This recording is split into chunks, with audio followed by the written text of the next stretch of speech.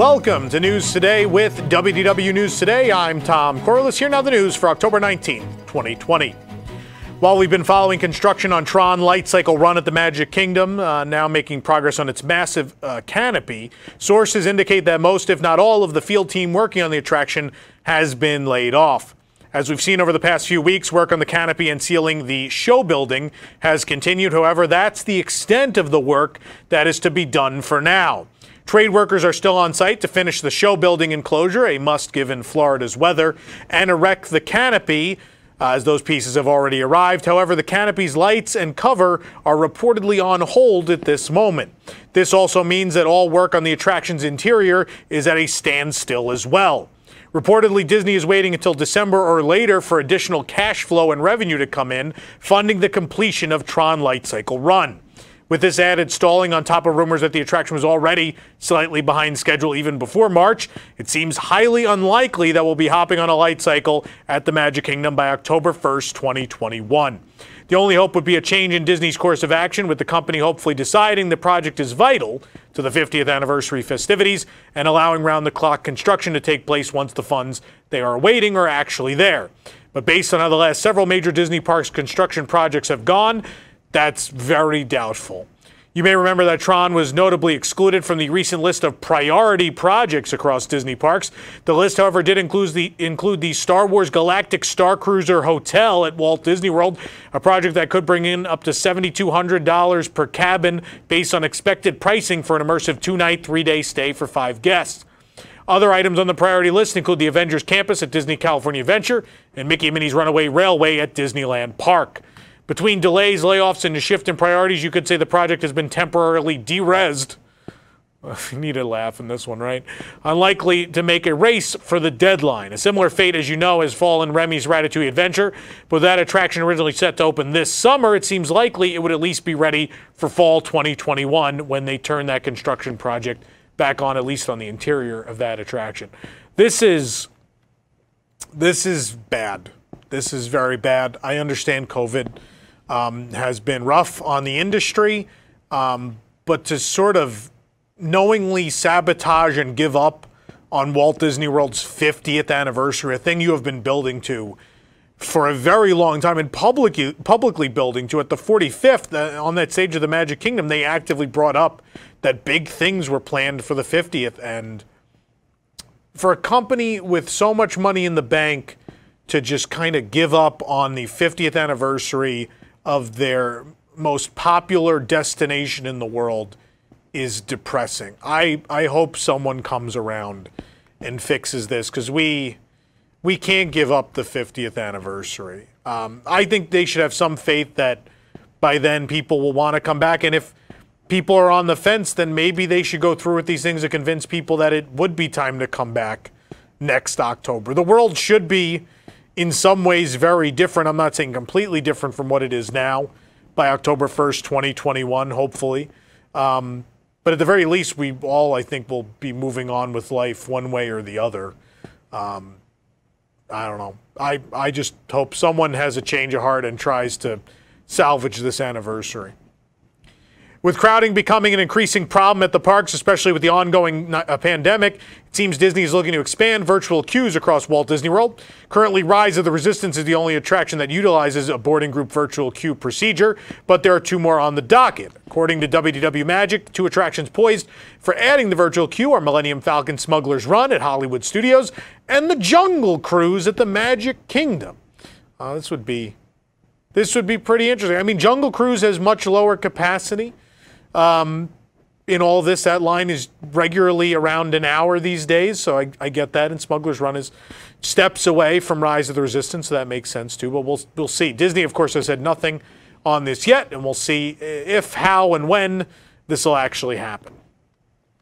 Happy New Year! Park hours have just been posted for the Walt Disney World theme parks through January 2nd of 2021. Hours for the parks through then are as follows: the Magic Kingdom 9 to 7, Epcot noon to 8, Hollywood Studios 10 to 7, and Animal Kingdom 9 to 5.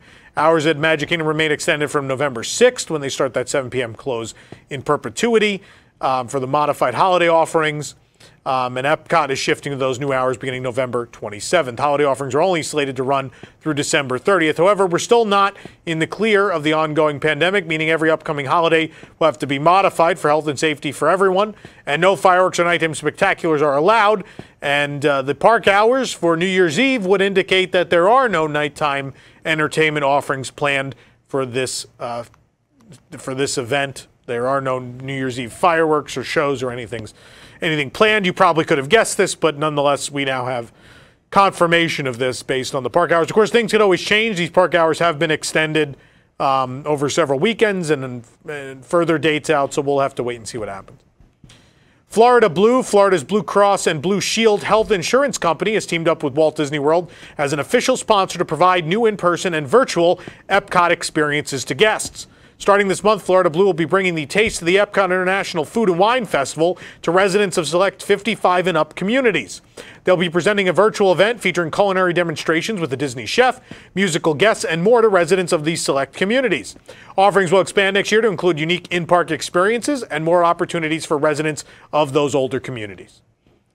Guests will need to wait a bit longer to take a trip on the Tomorrowland Transit Authority People Mover at the Magic Kingdom. The refurbishment calendar now shows the attraction will not open until at least January 2nd, 2021. This is the fourth date change since the refurbishment was announced. With It's a Small World almost entirely covered with scrims of the Magic Kingdom, it's hard to get any glimpse of the refurbishment happening on the other side, but Disney has decided to give us something to look at with new, colorful, Mary Blair-style themed scrims replacing some of the plain white. The new scrim has stripes and shapes reminiscent of the Small World facade and interior. The scrims now give that area a carnival tent feel. The colors also blend in with the green teal construction walls much more than the stark white. About half the white scrims are still visible over the exit, but I'm sure they'll get changed in the next few days. Of course, It's a Small World is being refurbished ahead of the Magic Kingdom's 50th anniversary, something that's actually happening. Though not confirmed, it's possible the entrance and exit of the attraction will be switched. We think this because of a permit that was filed for new signage by Walt Disney Imagineering before these scrims went up. The entrance sign for Epcot's future Space 220 restaurant was installed last month, but it was covered up. But on a recent visit, we found that the tarp had fallen off, partially revealing this sleek sign. Space 220, of course, is located next to Mission Space in what will be known as the World Discovery neighborhood. The sign features the restaurant's futuristic logo resting atop landscaping and the big blue dot we call home, Earth. Guests will dine in a space station 220 miles above our home planet. The restaurant has had its fair share of troubles, like losing its executive chef and multiple delays before the pandemic, and obviously now we don't know when this thing is going to open, but work seems to be continuing, so hopefully sooner rather than later. While Friendship boats have been operating in World Showcase Lagoon since Epcot reopened in July, they have not yet resumed service to nearby resort hotels. They were initially supposed to resume operations on July 29th, but that date came and went. Now a boat has reappeared at Epcot's International Gateway dock. Here, guests are usually able to board a boat to Disney's Yacht and Beach Club resorts and Disney's Boardwalk, as well as the Swan and Dolphin. Cast members at the dock had no information about if or when the Friendship boats would resume hotel service, or to Hollywood Studios for that matter. Plexiglass and social distancing markers are already set up at the dock for the boarding process. However, they're currently used as a queue for temperature checks at International Gateway.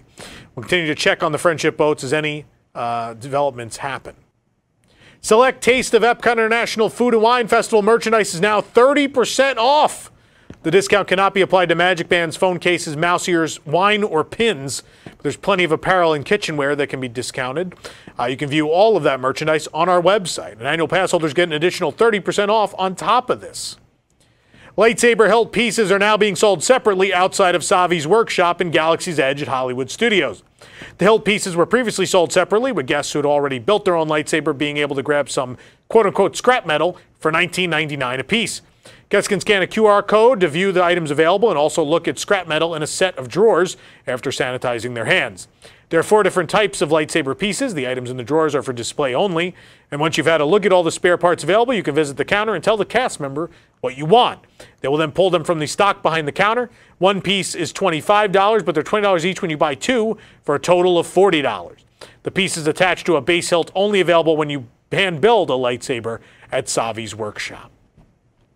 Following a visit from the Orange County health officials to observe the new protocols the resort has put into place, Disneyland is implementing several additional recommendations from the state, including placing social distancing markers outside of restrooms, installing more hand sanitizing stations at attractions, and adding Spanish language signs with health and safety information. We saw the first of these Spanish language signs installed across property. If these look familiar, it's because they're the same as the ones in English, reminding guests to keep their face mask on at all times, unless eating or drinking, maintaining distance, washing hands frequently, covering your nose and mouth to cough or sneeze, and to avoid touching your eyes, nose, or mouth. Signs are placed throughout the Esplanade, as well as in the downtown Disney district. Besides health and safety or Salud y Seguridad signage, there's also social distancing signage, reminding guests to stay a minimum of 6 feet apart from other parties. Considering the number of bilingual and Spanish-speaking guests that frequent the Disneyland Resort and its theme parks, these signs are a thoughtful way of keeping everyone engaged when it comes to following these new protocols. During a recent COVID-19 update, Governor Gavin Newsom stated that the California Health and Human Services Secretary, Dr. Mark Ghaly, will supposedly be giving an update on theme park reopenings October 20th. Quote, "That's why we're being very stubborn about some industries in the state that I know are eager to get guidelines. Dr. Ghaly will update you on some of those industries and guidelines, including sports and some of these theme parks. We're going to break up the theme parks. It's not just one or two brands. It's many different parts that are part of the theme park industry.